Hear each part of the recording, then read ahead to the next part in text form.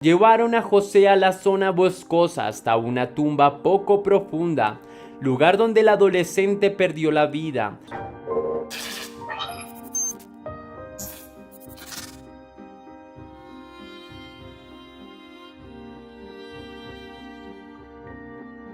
José Amaya Guardado nació en el pequeño país de El Salvador. Sus padres fueron Lucía Guardado y Santos Amaya, una pareja trabajadora que siempre veló por su familia en medio de la escasez de su situación económica. José era uno de 6 hermanos. Su personalidad pacífica y tímida le hizo pasar desapercibido dentro de su vecindario. Pese a que creció en una zona muy peligrosa, nunca se mostró agresivo. Para sus padres era primordial salir del país por el incremento de pandillas y violencia que poco a poco acabó con la vida de los jóvenes. José quería ser mecánico. Sus padres lo inscribieron en el cuerpo de trabajo de la granja Homestead Job Corps Center, el cual es un programa dirigido del Departamento de Trabajo donde los jóvenes en riesgo inician una formación profesional en habilidades como soldadura y reparación de automóviles. Y bien, José, sintiendo atracción por los carros, no dudó en vincularse a esta oportunidad. Cuando cursaba apenas un año, José emprendería en su venta de helados en un pequeño local del mercado cercano, con la intención de ayudar a su familia con los gastos de la casa. Unos días antes del incidente, los 4 adolescentes, Kahim, Christian, Jonathan y Desiree, cavaron un hoyo con un machete. José había comenzado sus estudios meses antes de su caso. Su padre dijo que no tenía idea que la escuela acogía a los estudiantes, a pesar de que estos contaran con antecedentes penales, y esto le preocupaba porque sentía un riesgo inminente por su hijo. Lo único que pudo hacer fue advertirle que tuviera cuidado con las personas.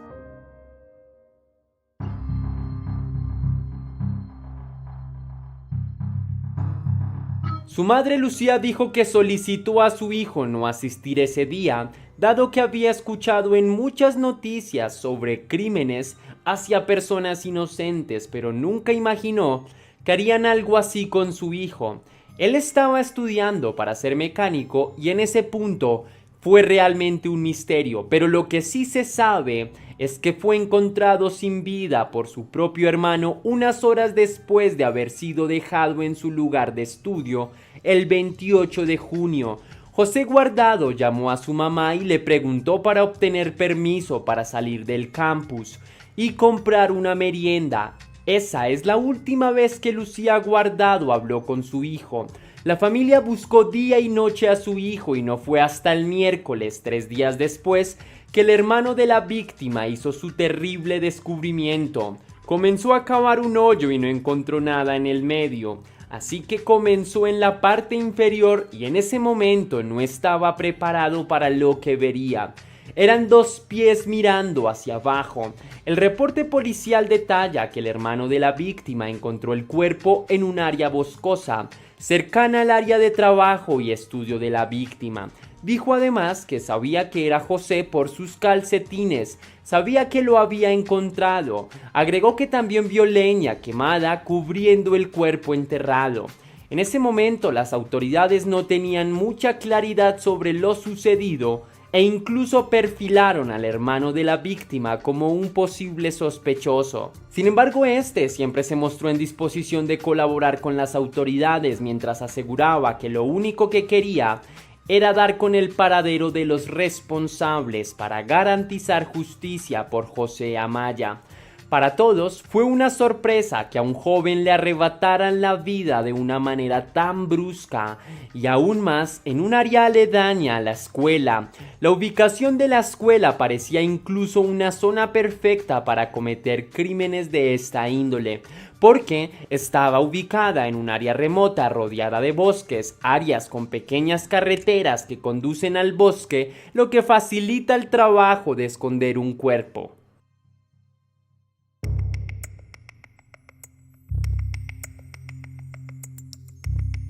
El 28 de junio de 2015, Jonathan Lucas, de 18 años, Christian Colon, de 19 años, Desiree Strickland, de 18 años y Kahim Arbelo, de 20, llevaron a José a la zona boscosa hasta una tumba poco profunda, lugar donde el adolescente perdió la vida.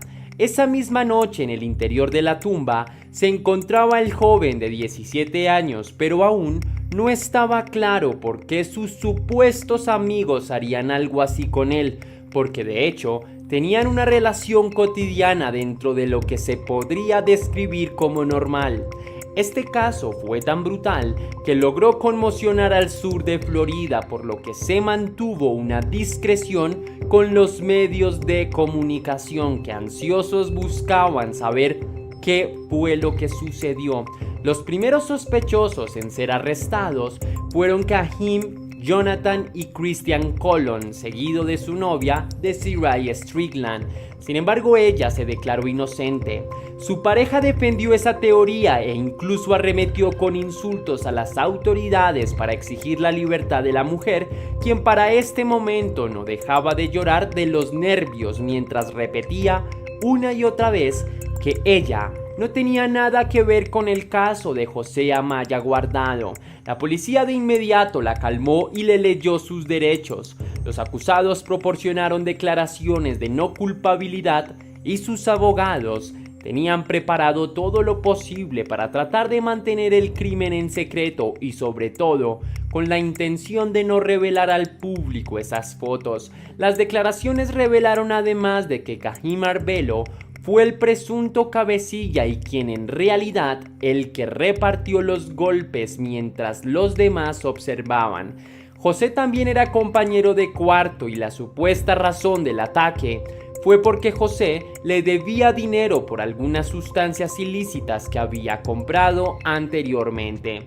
A Kahim, persona la cual se sabe que fue criado por su abuela desde que era un niño, después de que su madre se haya ido de este mundo por un crimen muy aberrante. La policía además habló con la abuela de Kahim Arbelo y según la familia, contó que la abuela del compañero de cuarto de Arbelo era inocente y no podía creer de lo que acusaban a su nieto, por lo que permaneció en silencio. La declaración jurada acusa a Arbelo bajo los cargos en primer grado y conspiración, además de 4 cargos de manipulación de un testigo, y todos los demás también enfrentan los mismos cargos a excepción de manipulación de testigos, y el juez fijó para el 19 de octubre el juicio contra Arbelo, quien al momento de entrevistarlo detalló que Kahim se quedó después con Desiree Strickland y los dos tuvieron intimidades cerca del cuerpo.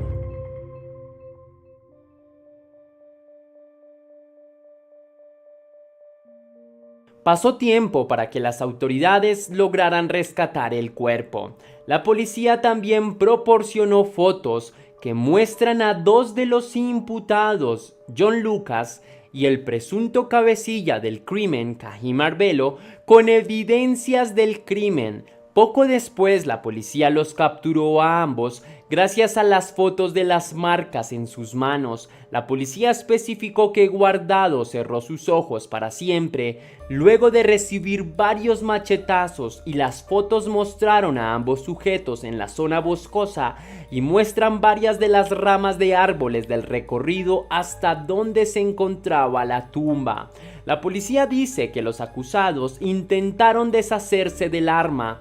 Los detectives dijeron que los criminales trataron de cubrir sus huellas quemando la ropa con un encendedor de cigarrillos.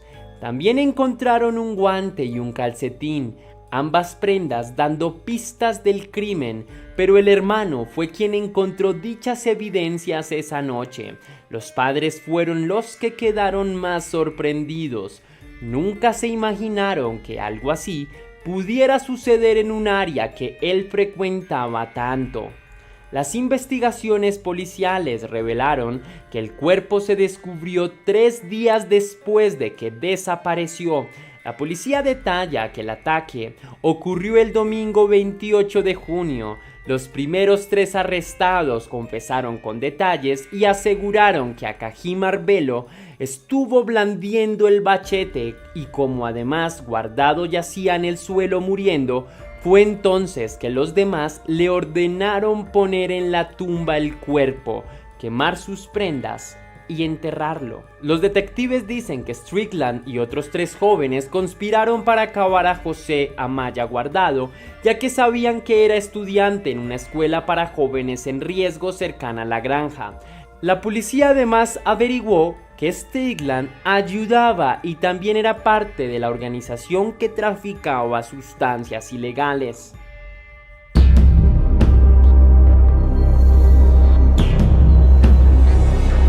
Desiree Strickland parecía aburrida con el proceso por el que está acusada y por el hecho de ser detenida sin derecho a fianza.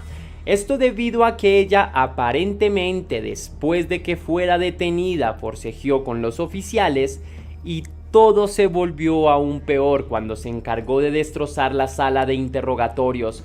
Su ira llegó al punto de usar un tornillo de un tomacorriente para tratar de abrir sus esposas.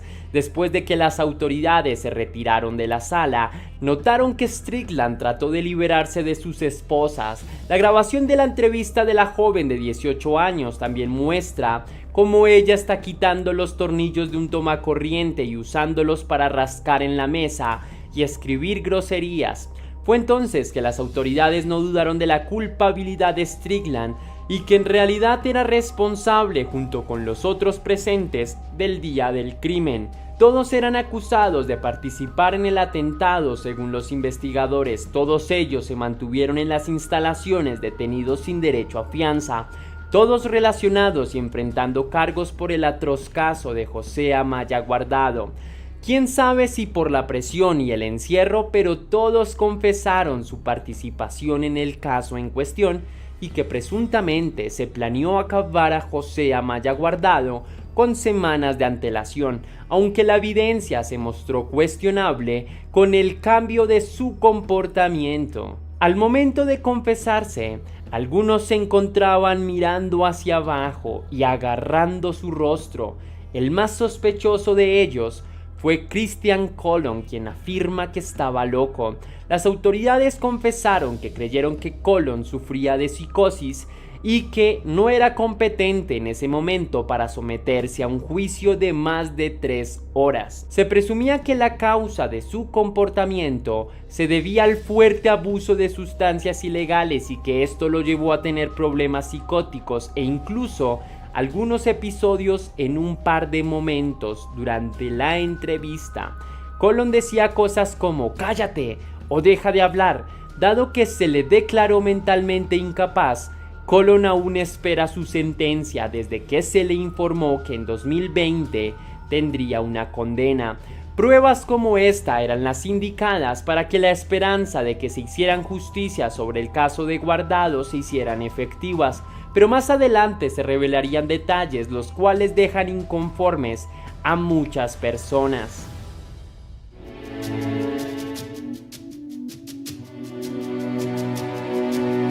El acusado de acabar a su compañero en junio dio una declaración jurada de arresto en la cual especuló que Arbelo y otros 3 planearon acabar a la víctima con 2 semanas de antelación. También afirmaron que Arbelo fue quien en realidad llevó a cabo la peor parte del caso esa noche y fue el responsable de los ataques. Al presentar dicha prueba, la abuela de Cajim Arbelo simplemente no podía creer que su nieto cometiera un crimen tan atroz, específicamente porque su propia madre sufrió algo muy similar que le costó la vida. No hay palabras para describir sobre el caso, concluyó la señora, ya en su avanzada edad. Tras las constantes noticias de que Strickland podría recibir la pena de muerte en 2017, un juez cerró el caso a los medios, esto para conservar la integridad del jurado y evitar así que el caso carezca de injusticia e imparcialidad. El abogado Samuel Mori declaró que se le prohibía entregar información del caso en público y además celebrar las audiencias previas al juicio secretas, ya que esto era tratado como algo fuera de la ley.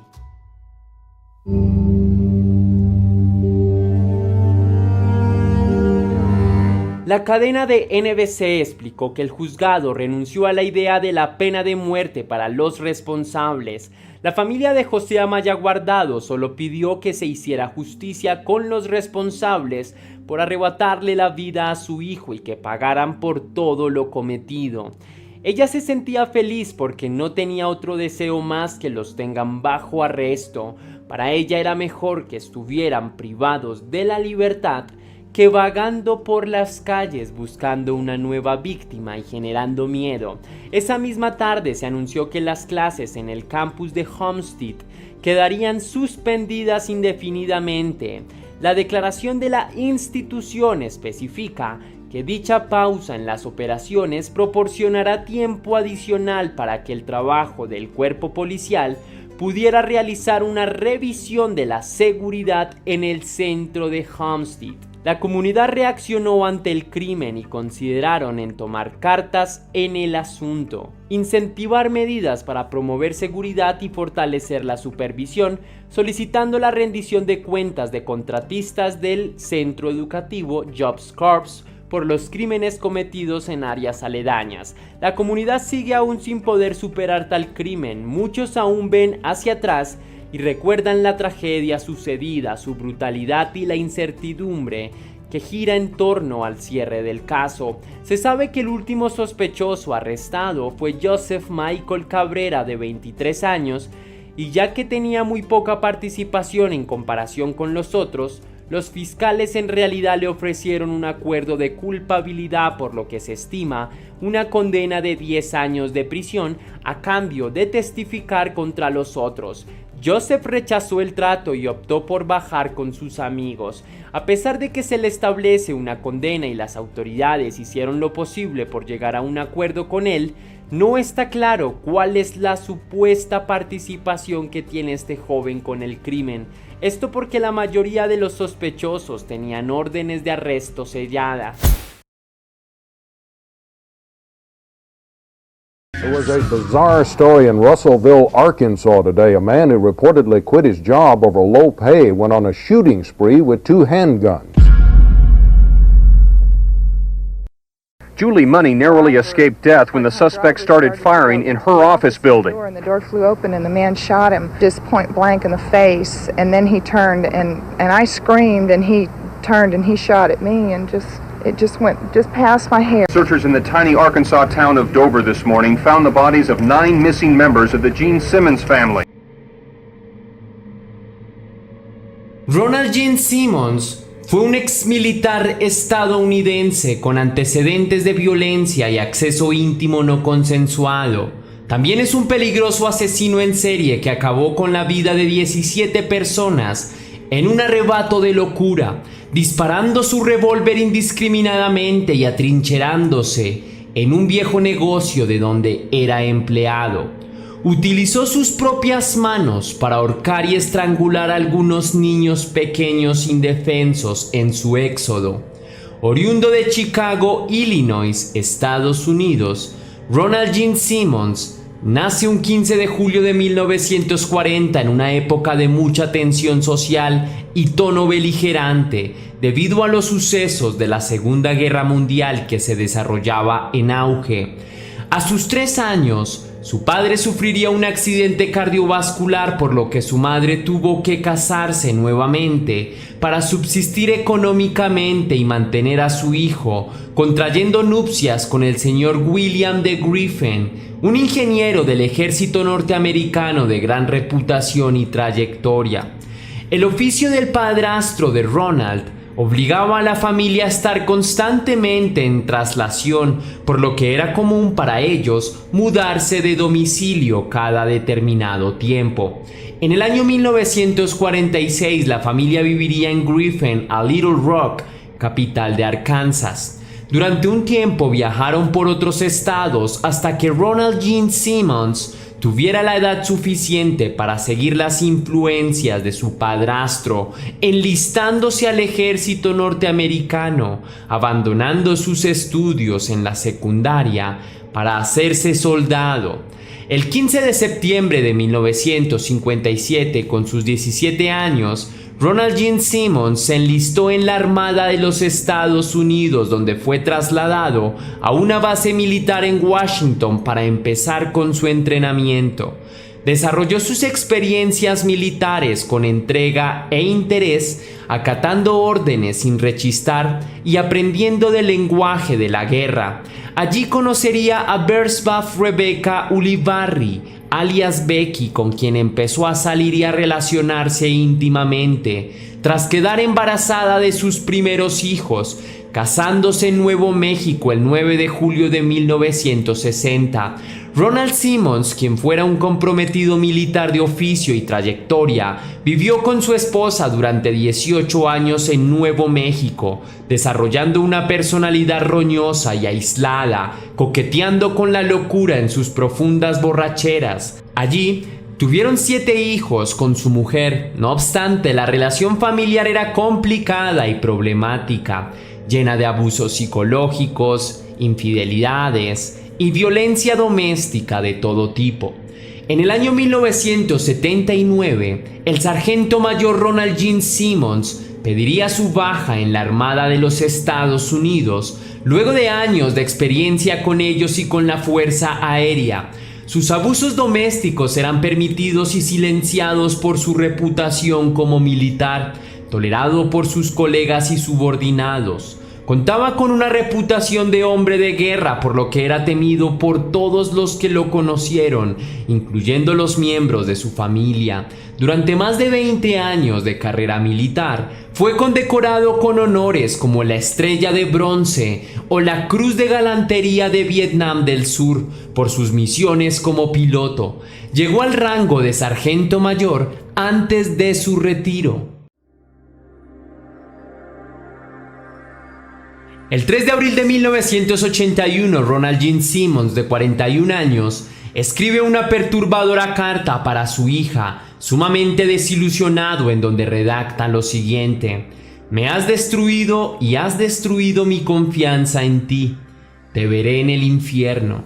La gente en México que conocía al señor Simmons lo describía como un sujeto peligroso, temido por su reputación de tirano y loco, además de sus influencias militares. Solía pasar días completos bebiendo cerveza solo y encerrado en una oscura habitación de su casa, donde siempre olía terrible. Según los testimonios de sus propios hijos, fue allí, en ese lugar asqueroso, donde abusaría íntimamente de una de sus hijas, la pequeña Sheila, tal vez en repetidas ocasiones chantajeándola con palabrejas de confianza y de familia, destruyendo por completo cualquier rasgo de inocencia que residía en la pequeña. La joven incauta trató de guardar el secreto durante algún tiempo, pero su vientre no pudo silenciar el abuso y poco a poco fue notándose el embarazo.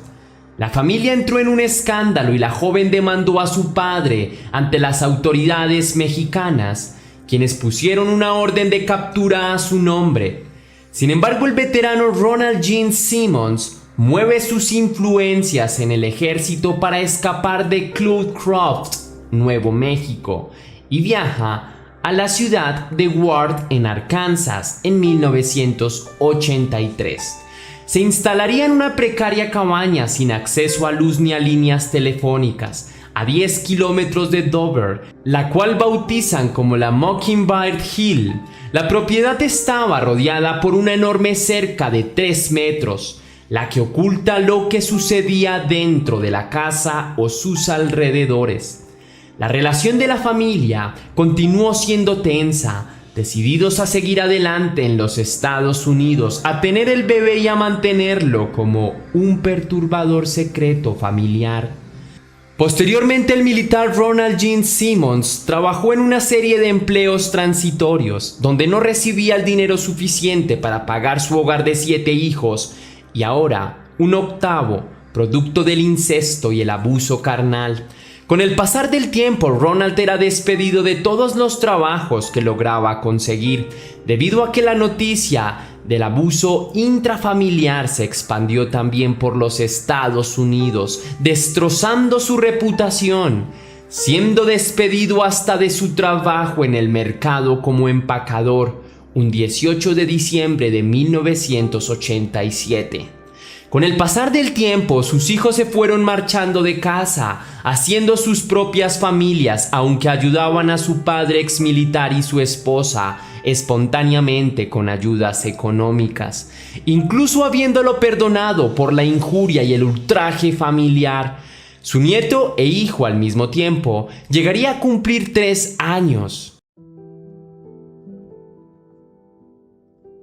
Para la víspera de Navidad de 1987, Ronald Gene Simmons, sumergido en una profunda desesperación y depresión, producto de sus propios actos impulsivos y repulsivos, decide vengarse de todos los que le han hecho daño, desde sus compañeros en los trabajos que ha tenido, quienes se burlaron de él cuando fue despedido, hasta de sus familiares cercanos que lo denunciaron a la policía, arruinando su vida y su reputación, por lo que preparó para ellos una tragedia familiar como regalo de Navidad.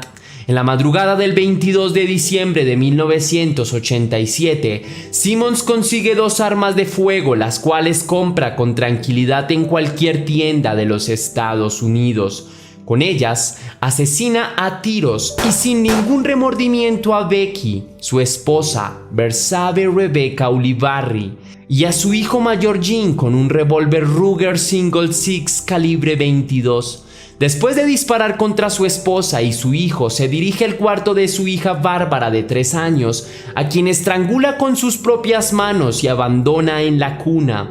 El tipo mete los cuerpos en una fosa común de su propia casa, la cual había ordenado cavar a su hijo unos días antes del crimen, sin darle un motivo claro del para qué del pozo. No se molestó en ordenar siquiera la escena del crimen, pues la familia estaba acostumbrada a vivir entre fuertes olores y un peculiar desorden. Loretta, de 17 años, quien jugaba fuera de la casa, también es estrangulada por su padre luego de entrar al domicilio, perturbada por el sonido de los disparos realizados por su padre. Al mediodía después de Navidad, el 26 de diciembre, como de costumbre y tradición familiar, a pesar de sus fuertes diferencias debido a los problemas con su padre, la familia había quedado para almorzar juntos y compartir un rato agradable. Días antes, Ronald Gene Simmons solo bebió cerveza y vio la televisión sentado en su sofá mientras los cuerpos de sus familiares se descomponían en una fosa común. Poco tiempo después, un auto llega a la propiedad por sorpresa, ese 26 de diciembre. Se trata de su hijo Billy y su esposa Renata, los primeros en llegar para preparar el festín navideño, un almuerzo familiar y una deliciosa cena. Llevan algunos alimentos en su coche para compartir, pero son recibidos con 2 precisos y letales disparos en la cabeza respectivamente. Luego el asesino asfixia con sus manos al bebé de la pareja, de tan solo 20 meses de edad, con una frialdad absoluta. Al poco tiempo llegaría Sheila, quien fue convencida por sus hermanos de ir en un acto de misericordia con su padre, pues ella es la hija que fue abusada desde pequeña, con quien tuvo un bebé incestuoso que es el nieto y el hijo de Ronald Gene Simmons. Al mismo tiempo, Sheila piensa quedarse solo un rato para hacer acto de presencia y largarse de ese asqueroso lugar cuanto antes, pero sus planes se frustran al ser también recibidos a tiros junto a su esposo y sus 2 hijos por su padre loco, que dispara a la cara de su esposo Dennis McNulty, llevándoselo mortalmente, y estrangula con sus propias manos a quien fuera su hija y nieta de 7 años, Sylvia Gale. Un disparo se lleva la vida de su hija Sheila, de quien abusó durante tantos años, y de su pequeño bebé de tan solo 21 meses. Michael, quien fuera hijo de Dennis McNulty, el bebé, es estrangulado por las manos de su abuelo. Posteriormente, Ronald Gene Simmons pone los cuerpos sin respuesta de sus víctimas en varias filas, los cubre con abrigos y mantas, los clasifica, Los cuerpos inertes de sus nietos están escondidos en varios de los autos de sus familiares, ahora abandonados. El resto del día Ronald Gene Simmons la pasa viendo la televisión y tomando cerveza, junto a los cuerpos de sus víctimas sin remordimiento aparente. There was a bizarre story in Russellville, Arkansas today. A man who reportedly quit his job over low pay went on a shooting spree with 2 handguns.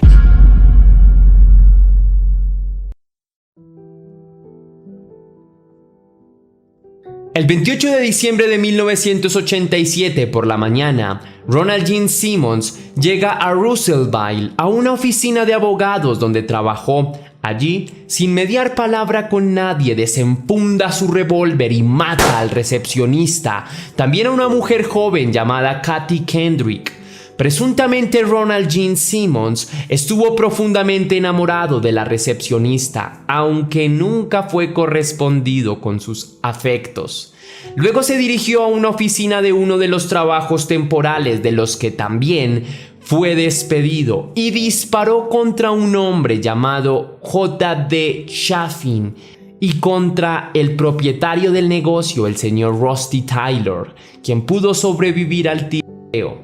Viendo cómo moría su empleado perforado por las balas, el parricida y asesino serial el mismo día se dirige hacia otro de los establecimientos de donde fue despedido por su reputación miserable, disparando aleatoriamente a quien se cruzaba en su camino, hiriendo en su éxodo sangriento a más personas infortunadas. Finalmente, se atrincheró en el Woodline Motor Freight Company, donde hirió a una mujer y tomó de rehén a una de las secretarias, quien, aterrada por los brutales hechos, solo rogaba entre lágrimas por su vida. Ronald Gene Simmons trata de calmar a su rehén y le indica que debe estar tranquila, porque él ya había terminado con las vidas de quienes le habían hecho daño y pronto todo terminaría. Entregó su arma, su revólver Roger Single Six calibre 22, luego de ser rodeado por la policía, quienes le apuntaban indicándole su arresto. Julie Money narrowly escaped death when the suspect started firing in her office building. And the door flew open and the man shot him just point blank in the face, and then he turned and I screamed and he turned and he shot at me and it just went past my hair. El asesino se entregó a la policía sin generar resistencia luego de que ellos le estuvieran siguiendo sus pasos desde los asesinatos a su propia familia. Ronald Gene Simmons es acusado de asesinato por 14 homicidios graves, de los cuales acepta su culpabilidad con total franqueza. Es declarado culpable por los tribunales y condenado a la pena máxima, a la pena de muerte, lo que lo llena de alegría, según manifiesta, pues esperaba con ansias ese veredicto para terminar sus días. Declara sobre su condena: para aquellos que se oponen a la pena de muerte, en mi caso particular, cualquier cosa que no sea la muerte sería un castigo cruel e inusual. Yo, Ronald Gene Simmons, quiero que se sepa que es mi deseo y mi deseo que absolutamente ninguna acción por parte de nadie se tome para apelar o cambiar de alguna manera esta sentencia. Además, se solicita respetuosamente que esta oración se ejecute sin demora. Gene Simmons fue separado de otros reclusos antes de su muerte debido a que estaba bajo amenaza por sus delitos, siendo un enemigo público para todos los que sabían de su caso, por lo que de juntarse con otros reos, probablemente sería asesinado por ellos de una manera mucho más dolorosa. El 25 de junio de 1990 muere bajo la pena capital en su método de preferencia, la inyección letal, donde lentamente fue cerrando los ojos para siempre. Nadie reclamaría su cuerpo tras morir, siendo repudiado por la mayoría de las personas que conocieron su historia. Fue enterrado en una fosa común.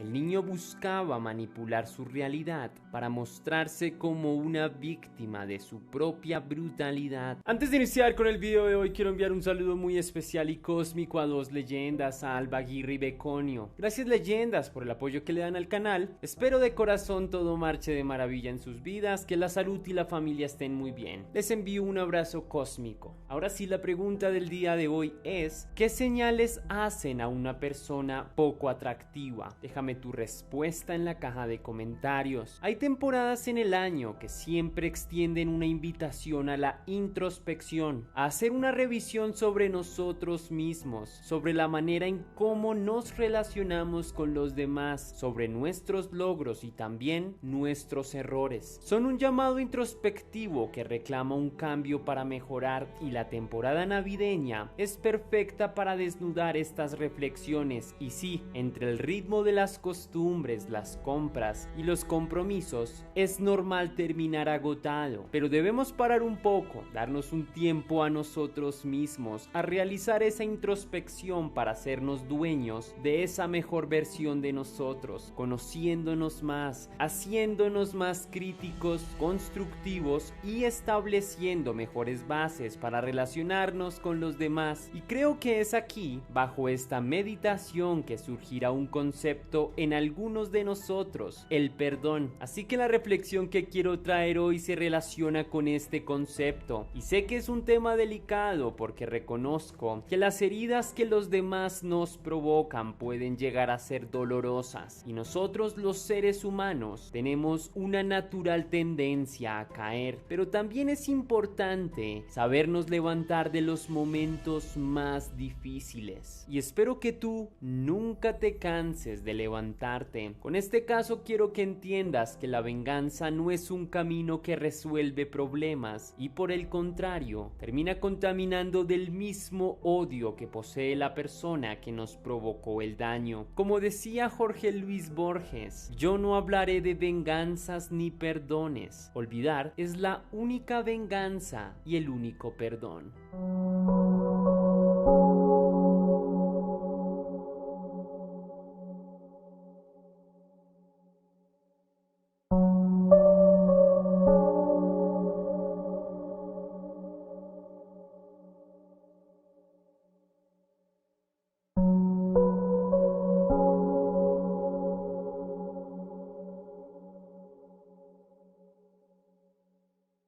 El protagonista de nuestra historia fue diagnosticado como un psicópata con altos niveles de coeficiente intelectual. Su nombre es Paris Bennett. Nació un 10 de octubre del año 1993 en Abilene, Texas, Estados Unidos. Actualmente Paris Bennett tiene 28 años de edad y ha pasado más de la mitad de su vida tras las celdas. Pero ¿qué fue lo que hizo? Antes de que Paris llegara al mundo, su madre estaba frustrada y no veía una luz para su vida, así que derrochó gran parte de su energía en el consumo de sustancias. Pero fue tras su embarazo que tuvo que luchar contra sus más siniestras sombras para poder recobrar sentido a la vida. Al tercer mes de gestación, vio un haz de luz en tanta oscuridad y se aferró a la vida, decidiendo así de manera contundente abandonar el consumo y focalizar sus energías en ser madre del niño que venía en camino. Paris nació bajo el profundo amor que su madre le dio. Fue tras 9 años de cuidados y protección que la madre de Paris, Charity, quedó embarazada por segunda ocasión. En ese momento daría luz a su hermana Ella, quien sería su compañera de vida. La noticia trajo felicidad a la familia y fue el mismo Paris Bennett quien más irradió alegría, exhibiendo así ser un hermano cariñoso, protector y atento con la hermana que venía en camino. Esto dio sosiego al corazón de Charity, quien vio esperanza en que esta vez no estaría sola como fue con Paris Bennett, y que a su vez Paris tampoco lo estaría. El niño no solía tener muchos amigos, era poco sociable y poco afectivo con las personas que conocía. De hecho, era un niño enfocado en su vida académica. Nunca tuvo problemas escolares y de hecho su desempeño era mucho más alto que el de la media del salón. Desde Desde aquella temprana edad, los maestros consideraban que Paris era un niño diferente, tenía potencial y probablemente un próspero futuro, pese a su personalidad que era de una persona un poco retraída y calculadora. La familia del niño nunca vio nada extraño en él, simplemente algunos rasgos de timidez para con los demás niños, hasta que un día tuvo un altercado con su tía y hermana que lo hizo explotar en ira. El niño se acercó a la cocina, tomó un cuchillo y las amenazó de muerte, situación que encendió las alertas y tomaron al niño para poder iniciar un procedimiento psiquiátrico.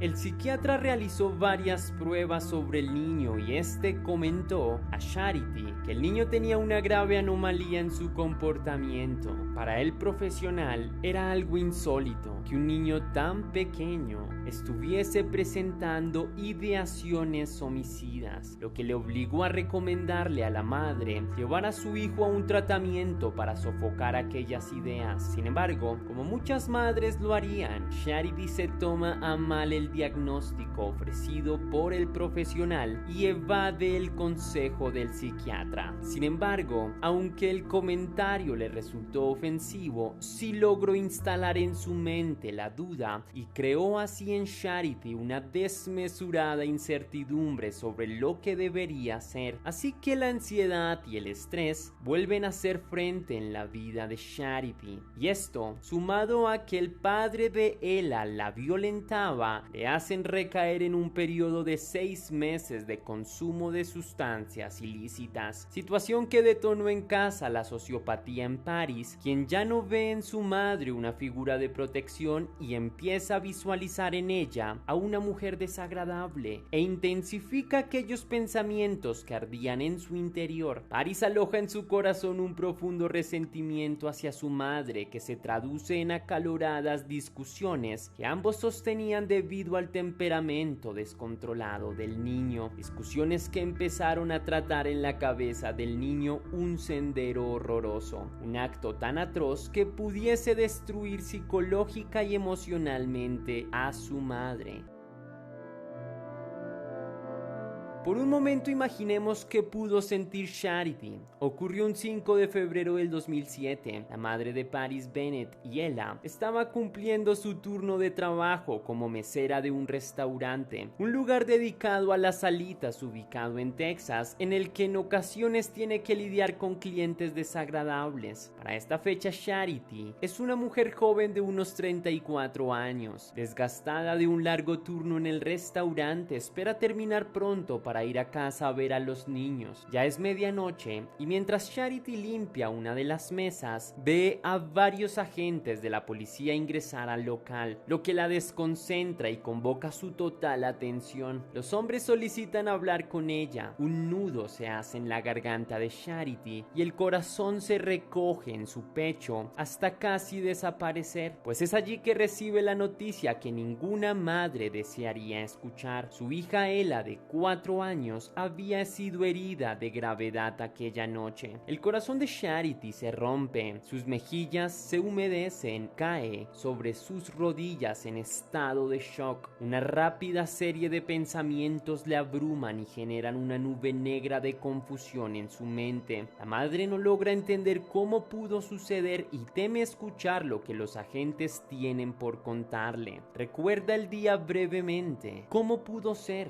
La niña estaba bajo el cuidado de una niñera de aproximadamente 20 años y también estaba Paris, su hermano mayor, lo que la levanta de la desesperación, la estimula a abandonar por un momento el dolor para preguntar si él está bien. Pero es en ese momento en el que ella se encuentra con un muro más dentro de aquel laberinto de horror. Los agentes de policía le dicen a ella que se tranquilice, que al niño ya lo tienen. Con esa declaración ella temía lo lo peor. El tiempo se comprimió y su corazón se aplastó en el interior de su pecho. Todo ese momento tan angustiante me resulta complicado. Me hace pensar en la compleja posición de cómo ellos debían entregar la noticia. ¿Cómo puede alguien soltar una noticia tan dolorosa intentando mitigar el trauma? ¿Cómo harías si eres el portador de tan malas noticias para no distorsionar y quebrar la realidad de aquella mesera, cuando la información que posee es una auténtica pesadilla? La responsabilidad de los policías era excesiva y quizá no encontraron la forma de hacer esto más fácil. El miedo invadió el sistema nervioso de Charity. Ella lo había entendido todo y con la dificultad que el momento planteaba, se recompuso como pudo y tras haber pisado el infierno, se levantó ya que sabía que sus hijos la necesitaban. El niño había sido arrestado y puesto en custodia por apuñalar en repetidas ocasiones a su hermana. La niña no sobrevivió y murió al no recibir la asistencia en el momento que la necesitaba.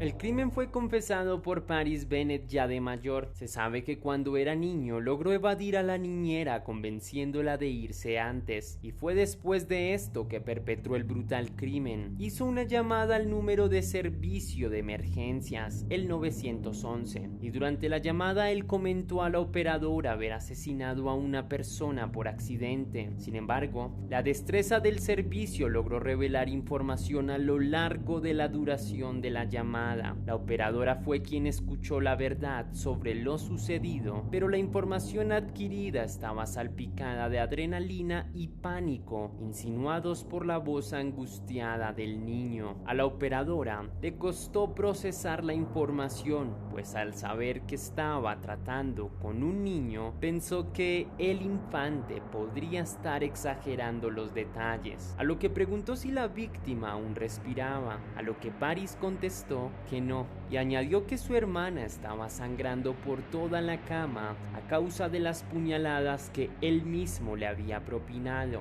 La operadora pregunta al niño por la ubicación de las heridas y este último contesta que se encuentran distribuidas en todo su cuerpo. Pienso que escuchar su voz es aproximarse a la angustia. El arrepentimiento post-ira es algo que en apariencia resulta genuino, pero según detalles revelados por él, es probable que todo esto fuese una actuación. Debo confesar que me impresiona la forma en la que el niño ha construido una historia irreal para jugar el papel de ser él una víctima más del delito cometido. Personalmente considero que este hecho demostró lo cruel y metódico que era Paris Bennett. I was hallucinating. You were hallucinating? Yes. I woke up and I thought she was a demon and I killed her. Now, what's your sister's name? Her name is Ella. Ella Bennett. How old is Ella?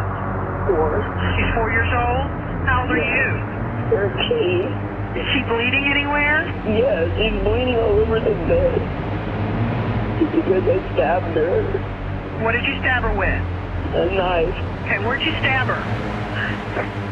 Lots of places.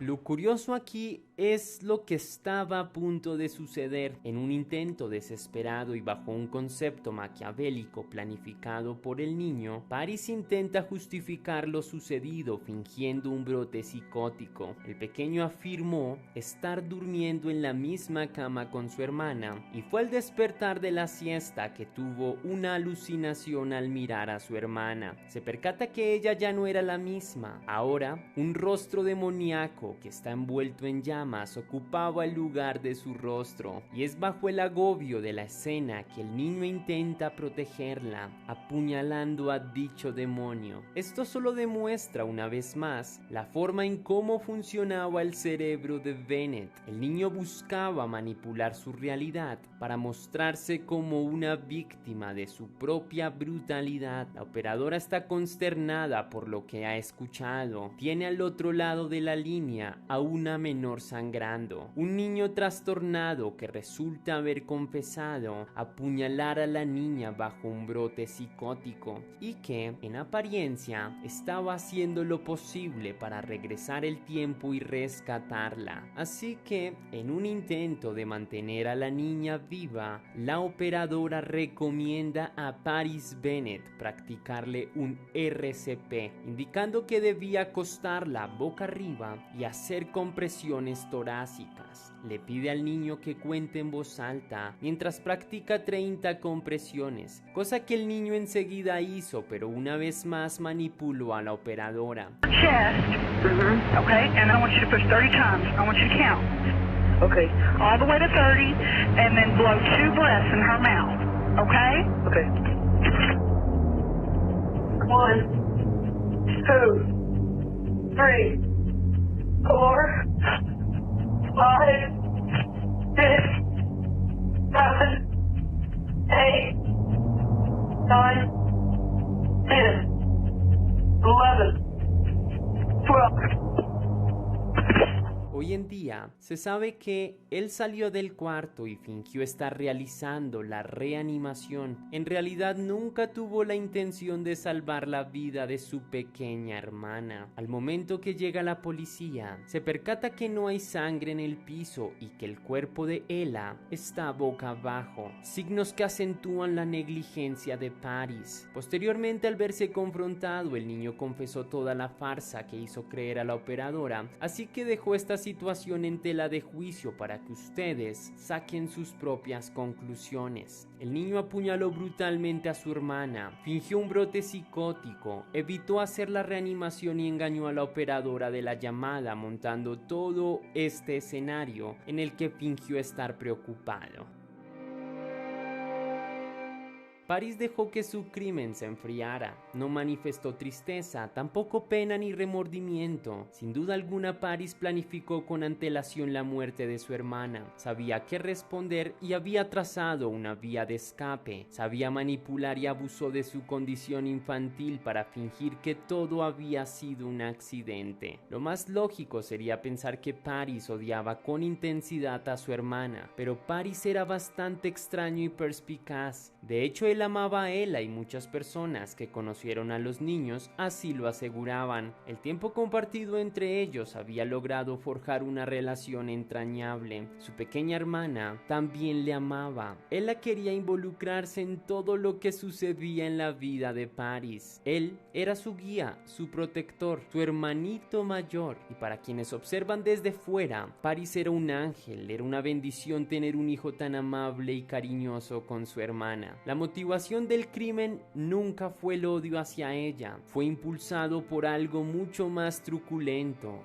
más macabro. Fue el deseo de lastimar a su madre de la forma en que sabía que podría destruirla. En la construcción de su plan, él era también un peón de aquel infecto propósito. El plan era arrebatarle la vida a su hermana y pisar la cárcel si se veía acordonado. De esta manera destroza la maternidad de Charity desde el corazón de la definición. Es decir, él robaría su maternidad, la dejaría sin hijos que cuidar. Todo lo confesó al ser capturado. Afirmó que su plan inicial era esperar la llegada de Charity del trabajo y en ese instante ejecutaría su plan. Primero pensó en asesinar a su propia madre, pero descartó el plan porque sabía que no sería nada fácil. La dificultad de asesinar a un adulto lo desanimó y fue que ideó un nuevo plan. No asesinaría su cuerpo, mataría su espíritu. Así que pensó, si acabo a mi madre y lo logro, el sufrimiento solo duraría unos pocos minutos. Quizá la tortura sería mucho más extensa si acabo con mi hermana. La intención era sencilla, abrir una herida que jamás, pero jamás pudiese cicatrizar.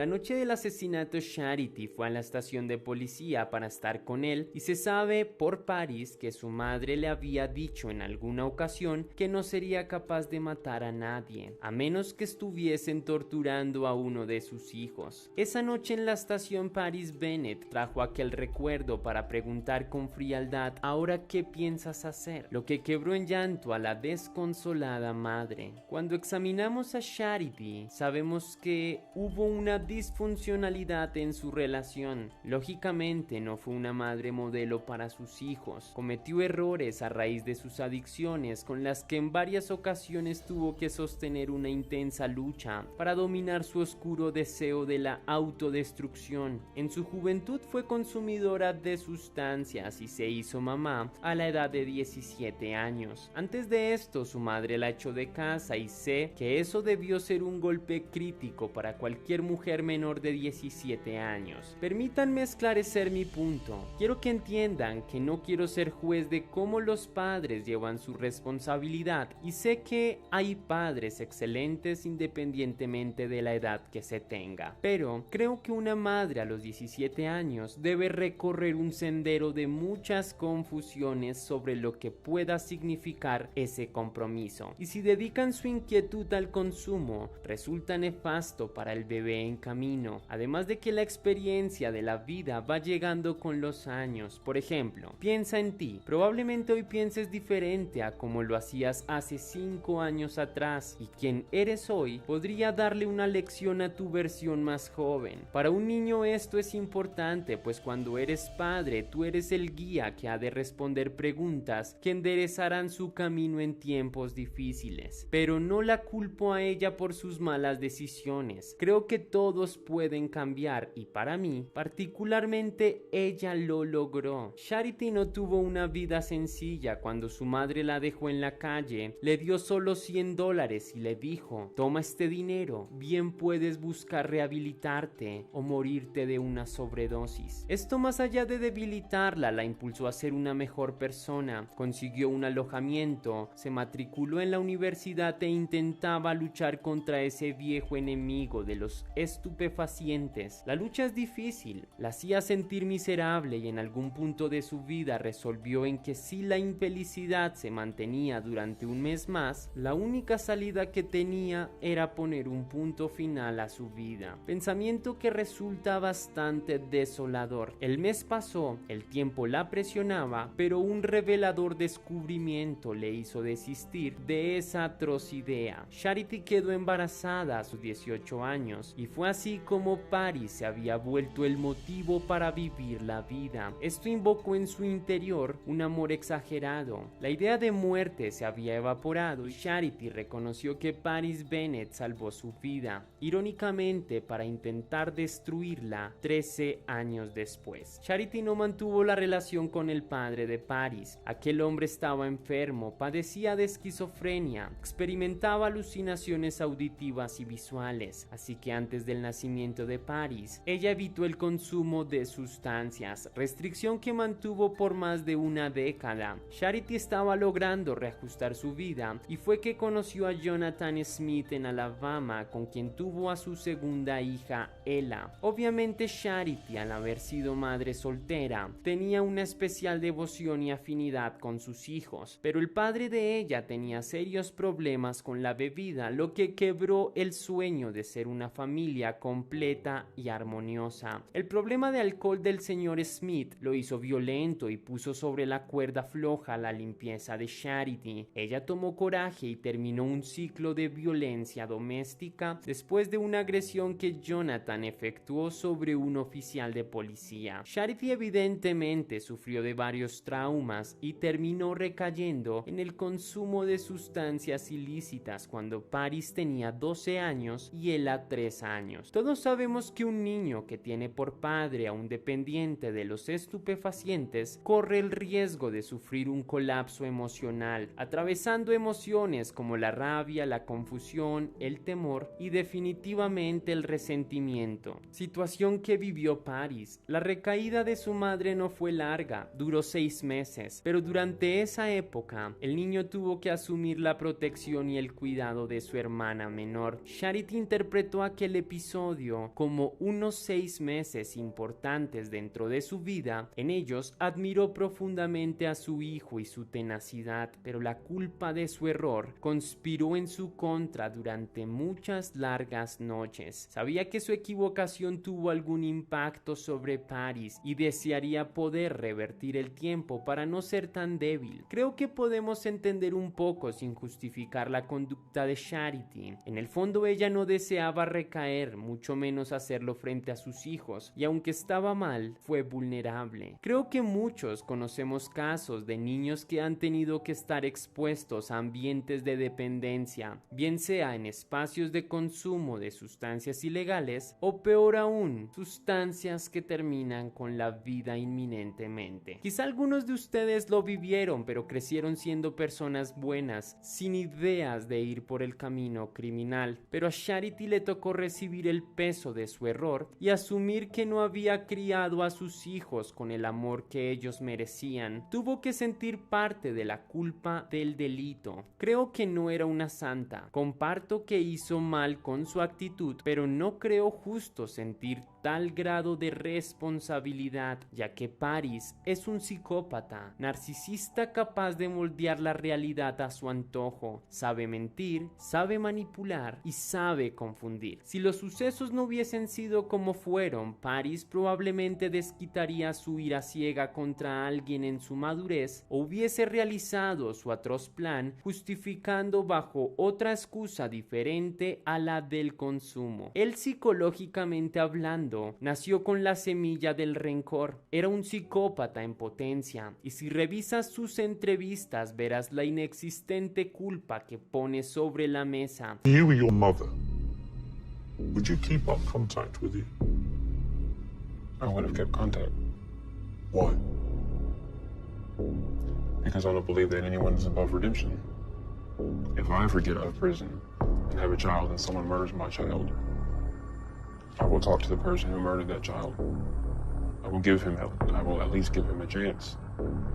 Incapaz de sentir y con un ego por los cielos, ha evitado recibir una valoración psicológica. En palabras de él, yo decidí cometer mi crimen, me quedo con toda la responsabilidad, no poseo ninguna predisposición a mi accionar, no estoy loco y no sufro ningún trastorno mental. Esto muestra su profunda arrogancia y su nula capacidad de querer gestar un cambio. Dentro de su mente, todo está bien, pero él realmente sintiera un mínimo grado de culpa, dejaría comprender la forma en cómo funciona su psique. Quizá con terapias de biorretroalimentación y capacitaciones en materia de empatía y compasión se podría reajustar su tendencia hacia la perversidad, pero él evita un diagnóstico que perjudique su ego y prefiere la cárcel antes de entender qué sucede en su cabeza. Pero él se negó. Paris finalmente fue condenado a 40 años en prisión, lo que corresponde a la pena máxima para menores bajo la ley del estado de Texas. Al día de hoy la madre cree que el estado lo trató con demasiada rudeza. Cree que Paris sí merece la cárcel por su delito, pero siente que el estado no insistió en brindarle asistencia psicológica y es como si hubiesen permitido que Paris se encerrara en su celda, perdiendo la llave, y la condena recibida fue compartida por su madre, quien ahora visita a su hijo con cierta regularidad. Y claro, habrá personas y momentos que harán en algún momento hacerla sentir que con su voluntad de perdón está traicionando a su hija. Conflicto que hace más dura la decisión de Charity, pero nada puede retirar el amor de una madre hacia sus hijos. Ella aún cree que Paris, con un buen tratamiento, puede mejorar. En la actualidad, Charity logró realizar una fundación sin ánimo de lucro en memoria de su hija, Ella, que recibe el mismo nombre a modalidad de acrónimo. El nombre sería algo como Empathy, Love, Lessons and Action, lo que traduce a empatía, amor, lecciones y acción. La organización tiene por objetivo ayudar a personas afectadas por el trauma de un crimen, asesorar a familias tanto de víctimas como asesinos y realizar campañas contra la pena de muerte. Charity hoy en día es una defensora de los derechos humanos de los reclusos y su bandera tercera es que la venganza no es la forma en cómo debe abordarse la violencia, sino que para ella las víctimas deben lograr romper los eslabones del miedo y el odio, porque al no soltarlos siempre se deseará la venganza y de esta manera la cadena de odio seguirá sumando eslabones. Creo que sus logros de cambio son impresionantes y admiro la forma en que convirtió su dolor en perdón. Charity hizo una fuerte conexión simbólica con las mariposas, ya que su hija Ella las amaba y el último dibujo que dio a su madre era esto, una mariposa. Ahora Charity quiere que la gente identifique el símbolo en memoria de su hija fallecida y poder lanzar a través de todo su accionar un mensaje de perdón. Y aunque el perdón es su bandera, le preocupa que Paris salga de la cárcel, ya que ahora tiene otra hija llamada Phoenix de 8 años, quien tiene una enfermedad cardíaca congénita, y aunque ella también está sujeta a los procesos de transformación y abierta a la crítica, habla abiertamente a Phoenix de Paris por dos motivos: para que Phoenix sepa que tiene un hermano aunque no pueda acercarse a ella, y para que entienda el significado del perdón. Dejemos algo en claro, quizá ya te has dado cuenta, Paris no era un niño común, en muchos sentidos era diferente a los demás, poseía un IQ altísimo, su coeficiente intelectual recibió un total de 141 puntos, para contrastar debes tener en cuenta que el promedio es de 100 puntos, lo que lo ubica en el extremo superior de la media, categorizándolo como un niño genio. Se estima que menos del 25% tiene un grado de inteligencia así. Paris hablaba y articulaba muy bien sus oraciones. Sus maestros lo veían como uno de los alumnos más brillantes que habían conocido a lo largo de sus carreras como educadores. Era un aspirante a escritor y su vocabulario era excesivo para un niño de tan solo 11 años. Obviamente su intelecto era algo que haría volar la cabeza a cualquier persona. El niño tuvo unos excelentes cimientos que abrían posibilidades de un prometedor futuro. Sin embargo, algo estaba fracturando su psiquis y se podría considerar que él era un psicópata. En entrevistas ha admitido tener pensamientos homicidas desde los 8 años. Es algo aterrador. Todos sabemos que la mayoría de los niños disfrutan de su pureza, de su infancia, divirtiéndose, comiendo helado, jugando entre ellos, y aunque la muerte no es un pensamiento recurrente en la mente de un niño, sí lo era dentro de la cabeza de Paris. El caso de Paris es una bomba que abre el debate sobre la divina proclamación que ampara la inocencia de los niños frente a los ojos de la ley. Quizás se trate de una minoría la cantidad de menores delincuentes, pero esta leve oposición impone un reajuste a las leyes que cubren las fechorías. Intentar leer a Paris Bennett significa entender sus dos caras, la buena, la del hermano mayor, protector, buen estudiante, y la que muchos no desean conocer, la del chico despiadado, manipulador, narcisista y quien castigó a su madre, acabando brutalmente a su hermana. Lo interesante aquí es el pretender descifrar la forma en cómo su cerebro estaba conectado, cómo su intelecto no domó a sus emociones y terminó por crear este horrible e intenso odio hacia su madre. Paris no quiso recibir ayuda porque cree sin dudas en lo que piensa y tiene convicción en lo que siente. Él se siente superior a los demás, síntoma propio de su personalidad narcisista. Lo que este caso en concreto puso en manifiesto es que probablemente los psicópatas nacen así. Sin embargo, es una realidad tan compleja que los profesionales no pueden definir como casualidades de la vida irreparables, por lo que se concluye que no todo psicópata se vuelve un sádico. Creo que una persona con tanta tenacidad a provocar daño, la única forma de tenerlo bajo control es con una justicia coherente y estructurada. Hay personas que representan un riesgo para la sociedad